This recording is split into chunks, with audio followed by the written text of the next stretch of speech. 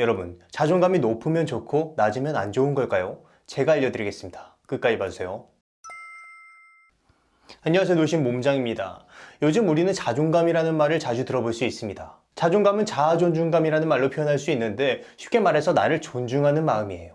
자존감이 높은 사람은 인생의 고난에 쉽게 흔들리지 않는 뿌리를 가지고 있고 노력하면 성공할 수 있다는 자기만의 확신을 가지고 있습니다. 한마디로 남들이 뭐라고 해도 쉽게 흔들리지 않는 마음의 심지가 확고한 사람이라고 볼 수 있어요. 반면에 자존감이 낮은 사람은 남들의 시선에 지나치게 의식하는 경향이 있습니다. 내가 무언가라면 자동적으로 남들의 시선이 이식돼서 남들은 나를 어떻게 생각할까?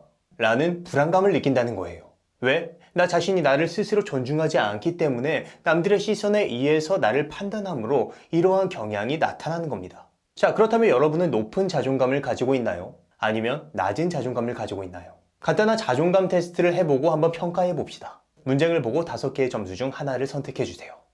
나는 나를 괜찮은 사람이라고 생각한다. 나는 새로운 일을 시작할 때 대체로 만족한다. 나는 새로운 상황에서 거의 불안함이 없다. 나를 좋아하는 사람이 5명 이상이다. 나는 후회와 죄책감이 거의 없다. 자, 하셨나요? 만약 여러분의 점수가 20점 이상 나왔다면 여러분의 자존감은 높은 편에 속합니다. 그리고 15점 이상, 19점 이하라면 보통의 자존감에 속합니다. 14점 이하라면 낮은 편에 속합니다. 라는 뻔한 헛소리에 속지 마세요. 지금부터 자존감이라는 허상을 깨트리겠습니다. 여러분의 자존감 테스트 결과 점수가 높게 나왔을 수도 있고 낮게 나왔을 수도 있어요. 아마 테스트 결과 점수가 높게 나와서 기분이 좋으실 수도 있고 그 반대일 수도 있습니다. 그런데 사실 방금 테스트는 제가 막 지어낸 말도 안 되는 문장들이었습니다. 그런데 여러분은 그 테스트 결과에 의해서 스스로를 판단했어요. 그 결과 기분이 좋아지기도 하고 상하기도 하셨을 거예요. 제가 이렇게 여러분들에게 가짜 진단을 하게 만든 이유는 무엇일까요? 바로 자존감이라는 수치에 얽매이지 말라는 거예요. 여러분의 자존감이 높든 낮든 그게 무슨 상관인가요?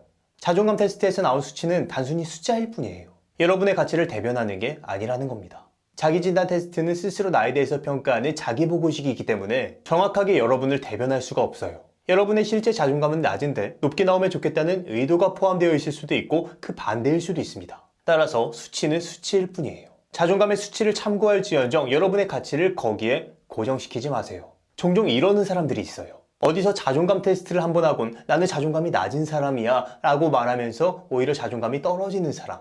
반면에 자존감 점수가 높게 나왔다며 의기양양하는 사람. 그런데 진짜 중요한 건 그런 숫자가 아닙니다. 자존감이 높길 바라는 건 자존감에 대한 자존심을 부리는 것 뿐이니까요. 라임 괜찮은데? 어쨌든 진짜 중요한 건 내가 나에 대해서 어떻게 생각하느냐는 겁니다. 저는 무조건 나 자신을 사랑해라 이런 무책임한 말을 하는 것이 아닙니다. 저는 이 말을 가식적인 말이라고 생각해요. 나 자신에 대해서 좋아할 만한 가치가 있다고 생각해야 좋아지지 스스로 좋아한다고 자유해봤자 사람의 마음은 그렇게 쉽게 바뀌지 않는다는 겁니다. 만약 그렇게 해서 좋아하게 된다고 쳐도 현실에 여러분이 나아지지 않는다면 큰 의미가 있는 것도 아니고요. 그래서 나 스스로 자신을 객관적으로 볼 줄 아는 눈이 먼저 필요해요. 그럼 어떻게 나를 객관적으로 볼 수 있느냐? 아주 간단한 방법이 있습니다. 여러분을 하나의 게임 캐릭터라고 생각하는 거예요. 여러분은 인생이라는 게임에서 나라는 캐릭터를 육성하는 RPG 게임의 참여자입니다. 여러분은 스스로 지금까지 키운 캐릭터에 만족하시나요? 만약 만족하고 자랑스럽다면 여러분은 괜찮은 자존감을 가지고 있을 거예요. 반면에 아니야 나는 망캐야 라고 생각한다면 높은 자존감을 가지기 어려울 거예요. 이렇게 나를 게임 캐릭터라고 생각하고 바라보면 조금 더 나를 객관적으로 바라볼 수 있을 거예요. 그렇다면 이제 중요한 건 내 캐릭터를 어떻게 조금 더 좋은 캐릭터로 육성할 것이냐를 생각해 볼 수 있는데요. 먼저 여러분 스스로 여러분의 캐릭터를 파악해 볼 필요가 있어요.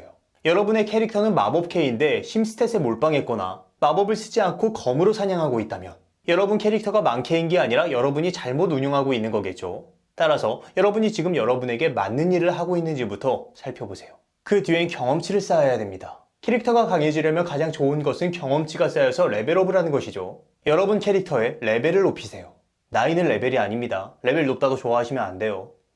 그러면 어떻게 레벨을 높일까요? 몬스터를 잡듯이 다양한 일을 해보는 겁니다. 안 해본 운동을 해보시고 안 해본 공부도 해보세요. 하루하루 발전하는 모습으로 여러분의 캐릭터를 성장시키세요. 행동이 경험치가 되고 경험치가 여러분을 성장시켜서 자동적으로 자존감을 키워줄 겁니다. 내가 나를 좋아하려고 하지 마세요. 나라는 캐릭터를 좋아할 수밖에 없게끔 만드세요.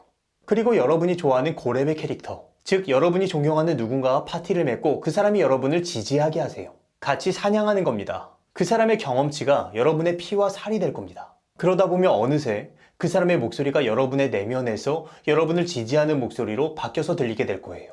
그렇다면 이미 여러분은 한층 성장한 겁니다. 단, 아무나 되는 대로 파티를 맺진 마세요. 신중하게 여러분을 지지해 줄 사람을 찾아봅시다. 주변에서 여러분의 자존감에 대해서 판단하는 것들에 현혹되지 마세요. 우리의 캐릭터를 게임에서 로그아웃하는 순간, 그 순간까지 성장하는 것에만 초점을 맞춥시다. 때로는 아무리 노력해도 타인보다 더 나아질 수 없다는 것을 깨달을 때가 있을 거예요. 그래도 그 노력만큼은 스스로 인정할 수밖에 없게끔. 그래서 경험치만큼은 누구에게도 뒤지지 않을 그런 캐릭터로 성장시키는 겁니다. 여러분의 자존감은 어느덧 굳이 나를 좋아해야지 라고 애쓰지 않아도 스스로 좋아지는 여러분만의 자존감으로 찾으실 수 있을 겁니다. 그럼 오늘의 심리학은 여기까지 하도록 할게요. 다음에 다시 봐요. 안녕.